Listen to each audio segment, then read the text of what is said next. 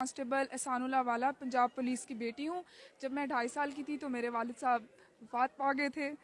आज मैं ये गोल्ड मेडल अपने वालिद साहब को डेडिकेट करती हूँ और ये अपनी अचीवमेंट में अपनी मदर को डेडिकेट करती हूँ। ये उनकी दिन रात की कोशिशों की वजह से मैं आज यहाँ हूँ।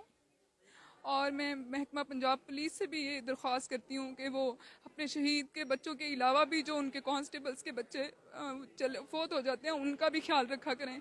शहीद भी तो जाते हैं लेकिन वालिदैन दूसरों के भी खो जाते हैं, लेकिन आप लोग फिर पलट के उनका जो है वो नहीं पता करते। तो ये मेरी आईजी पंजाब साहब से भी दरख्वास्त है कि इसको देखा जाए और इस चीज़ पे भी नज़रसानी की जाए कि सिर्फ शहदा के बच्चों को ही नहीं, बाकी जिनके वालिदैन भी पुलिस में थे और वो फोत हो जाते हैं और वो सारी उम्र फिर इस चीज़ में गुजारते हैं, उन्हें बुलाया जाए, उन्हें सराहा जाए। और मैं ये अपना आज गोल्ड मेडल अपने वालिद साहब को, पूरा पंजाब महकमा पुलिस को डेडिकेट करती हूँ, अपनी वालदा को। और मैं ये आईजी पंजाब साहब से भी कहती हूँ कि वो इस अचीवमेंट को मेरी को सराहें और मुझे अपने पास इंटरव्यू के लिए बुलाएं।